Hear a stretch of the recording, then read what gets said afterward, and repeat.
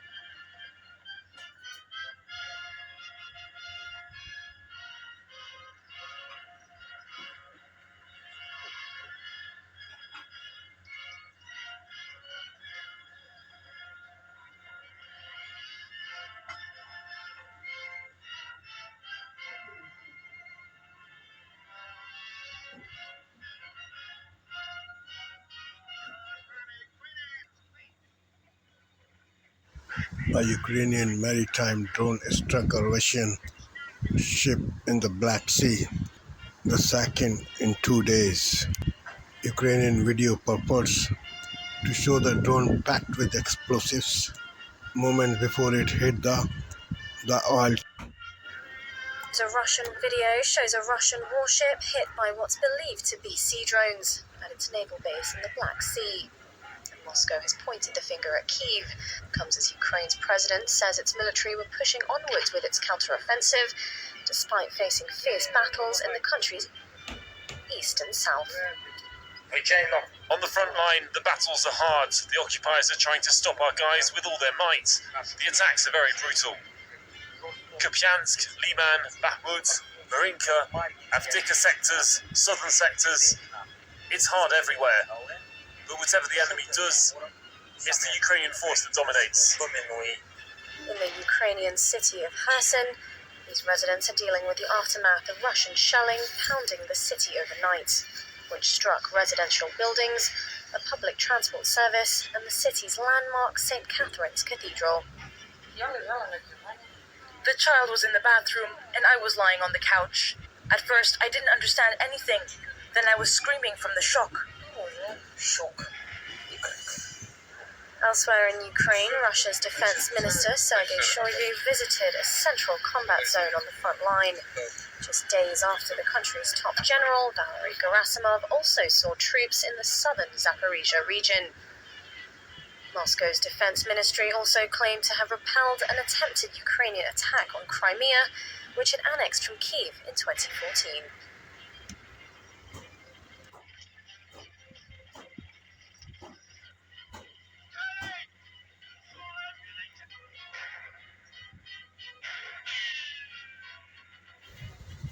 Pac-12, one of college football, 11 divisions, one conference, is facing distinction as more member schools leave for other conferences.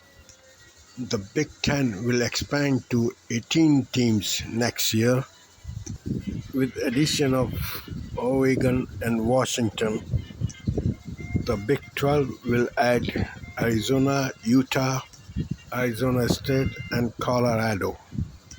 That's only leave Washington State, Oregon State, Stanford, and Berkeley in the pack of 12. Now, the impulse is money. Pac-12 has not any big TV contract as the other conferences do. The Mega Million jackpot is headed for an all-time record, more than $1.5 billion after no one win the big prize last night. There have now been 31 consecutive drawings without a grand prize winner. The odds of winning are a little steep, 1 in 302 million. Next drawing Tuesday. ECOWAS deadline expires as junta in Niger seeks Wagner support, a Russian group. Niger is a deadlocked country. Nigeria has stopped electricity supplying to the Niger. Inflation is going very high in Niger. ECOWAS is taking consideration of all these factors and thinking what kind of reaction will take place in Niger. After assessing all those reactions, then they will decide whether to take military intervention in Niger or not. Colombia enters ceasefire with last remaining major guerrilla group. Pilgrims are gathering in Lisbon for World Youth Day Mass, conducted by Pope John Paul. In Cairo, Egypt, a ministry building catches fire. Firefighters are trying to control it. Let's hear a news from John Yon of PBS NewsHour. Let's see what he has to say. Good evening, I'm John Yang. Across Ukraine, there's been a series of attacks from both sides as the war drags on. In western Ukraine, Russia launched a barrage of missile and drone strikes in retaliation for Ukraine's attack on a Russian tanker on the Black Sea. And in the east, Ukraine pressed its counteroffensive with shelling in Russian-held territory. And all officials on both sides said at least 6 people were killed across the country. This all comes as a 2-day Ukrainian diplomatic push to build support beyond its core Western backers wrapped up in Saudi Arabia. Russia wasn't invited to participate and derided the talks as a futile, doomed effort. Former President Donald Trump says he never told his Vice President, Mike Pence, to put him above the Constitution by overturning the results of the 2020 election. In a social media post, Trump also said he never called Pence too honest. That's an exchange quoted in last week's indictment against the former president. Trump said of Pence, he's delusional, and now he wants to show he's a tough guy. On CNN's State of the Union, Pence stuck to his version of events. With regard to being called too honest, Dan, I've been called worse. And I don't know what was in his heart. I don't know what his intentions were. But I do know what he and his lawyers asked me to do. Trump's lawyers have until tomorrow afternoon to tell a federal judge why she should deny the Justice Department's request to limit what Trump can say about the case. It was a heartbreak down under for the U.S. women's national soccer team and its fans. The U.S. squad is out of the World Cup after losing to Sweden in a match at Melbourne, Australia. It's the first time the team has failed to make it even to the quarterfinals. After struggling in earlier matches, the U.S. outshot the Swedes, but they couldn't score in either regulation time or overtime, which ended in a scoreless draw. So that meant the winner was determined by penalty kicks. On the deciding kick, it first appeared that the U.S. goalkeeper had batted it away, but a review determined that it had barely crossed the goal line, giving Sweden the win. Sweden now plays Japan in the quarterfinals. On a happier note, Olympic gold medal gymnast Simone Biles returned to competition after a 2-year hiatus. She won a qualifying event for the national championships.